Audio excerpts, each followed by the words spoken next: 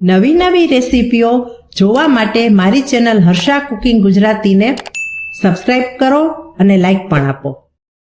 જ્યારે કોઈ પણ શાક બનાવવાનું મન ન થાય અથવા ઘરમાં શાકભાજી ન હોય ત્યારે બનાવીને ખાઈ શકાય તેવું મરચાંનું આ શાક એટલું બધું જોરદાર અને ડિલિશિયસ બને છે ને કે રોટલી સાથે ખાવાની ખૂબ જ મજા પડી જાય.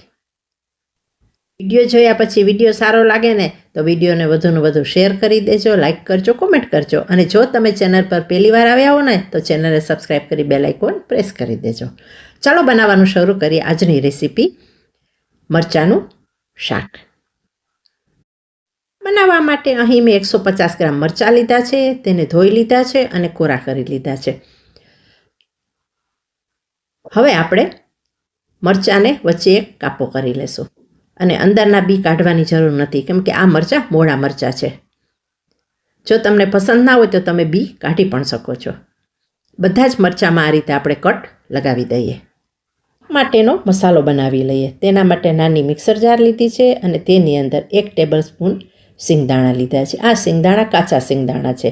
જો તમારી પાસે શેકેલા સિંગદાણા કે ખારી સિંગ હોય તો પણ નાખી શકો છો. 2 કાજુ ઉમેરી દઈએ.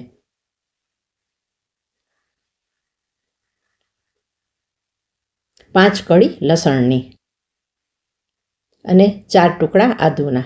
આદુ લસણ ન ખાતા હોય તો સ્કીપ કરી દેવાનું. ત્યાર પછી 12 થી 15 કાળા મરી અને અડધી ચમચી વરિયાળી,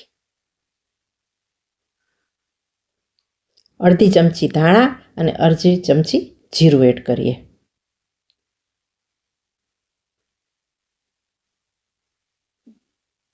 ત્રણ થી 4 મીઠા લીમડાના પાન, જેનાથી આ શાકનો ફ્લેવર બહુ સરસ આવશે.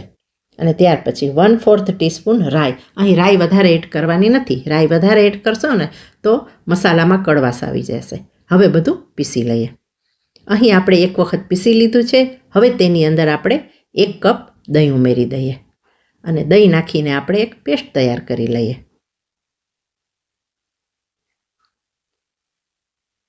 દહીં નાખ્યા પછી એક વખત પીસી લીધું છે. જુઓ, આપણી મસાલા પેસ્ટ તૈયાર થઈ ગઈ છે. હવે આપણે શાકનો વઘાર કરીએ.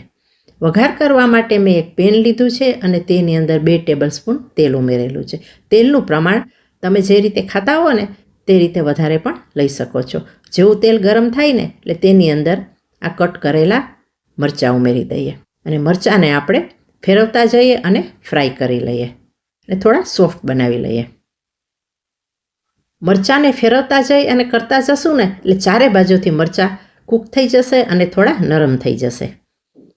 આ રીતે ચમચીની મદદથી ફેરવતા જઈએ. વિડીયો જોયા પછી જો તમને આ વિડીયો ગમે ને તો એક વખત આ મરચાં તમે એક વખત ચોક્કસ બનાવી લેજો. ખૂબ જ સરસ લાગશે. રોટલી સાથે ખાવાની ખૂબ મજા પડી જાય તેવા મરચાં તૈયાર થાય છે. આ રીતે આપણે ફેરવી દઈએ. બધી બાજુથી મરચાં સરસ કૂક થઈ જાય તે રીતે આપણે ફેરવતા જવાનું છે.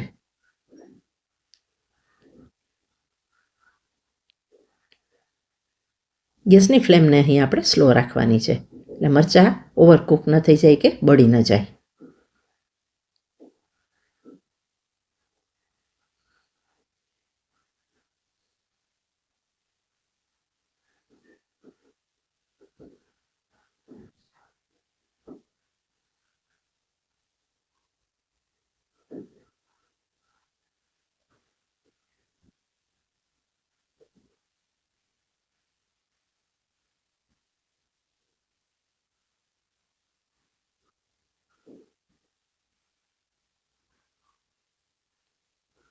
બધા મરચાંને આપણે સાઈડ ચેન્જ કરી લીધા પછી અને ફેરવતા જઈને એવું લાગે ને કે ફ્રાય થોડા થઈ ગયા છે એટલે મસાલો કરી લઈએ.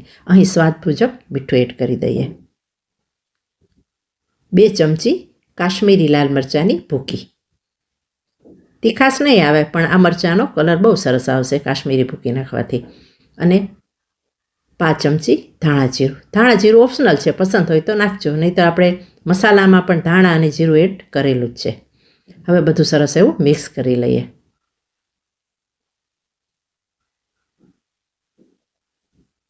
આ રીતે કરવાથી મસાલો બધો મરચાંમાં સરસ ચડી જશે. આ મરચાં એવા બને છે ને કે ભરેલા મરચાંને પણ તમે ભૂલી જાઓ ને એવા સ્વાદિષ્ટ બને છે.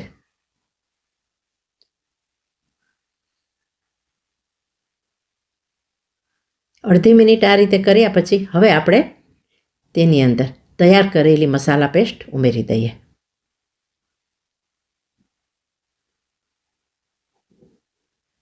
અને થોડું પાણી ઉમેરીને પણ પેસ્ટને લઈ લઈએ. 3 ટેબલ સ્પૂન મેં પાણી એડ કરેલું છે અને હવે બધું સરસ મિક્સ કરી લઈએ.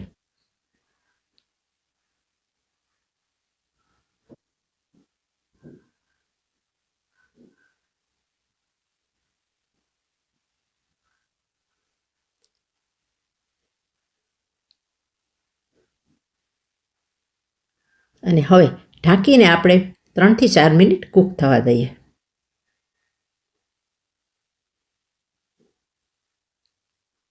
ત્રણ થી 4 મિનિટ પછી જોઈ શકાય છે મરચાંની ઉપર તેલ ઉપર આવી ગયું છે. એટલે તેલ ઉપર આવી જાય એટલે સમજી લેવાનું કે આપણી ગ્રેવી પણ સરસ રેડી થઈ ગઈ છે અને મરચાં પણ કૂક થયા છે. હવે આપણે સર્વિંગ કરી લઈએ. સર્વિંગ બાઉલમાં આપણે મરચાંને લઈ લઈએ. જોતાં જ ખાવાનું મન થઈ જાય અને ભરેલા મરચાં પણ ભૂલાવી દે તેવું મરચાંનું શાક બનીને તૈયાર થઈ ગયું છે. રોટલી સાથે ખૂબ જ ટેસ્ટી લાગશે. તમે પણ એક વખત ચોક્કસ ટ્રાય કરી જજો. હવે મળીશું બીજી જ નવી રેસીપી સાથે.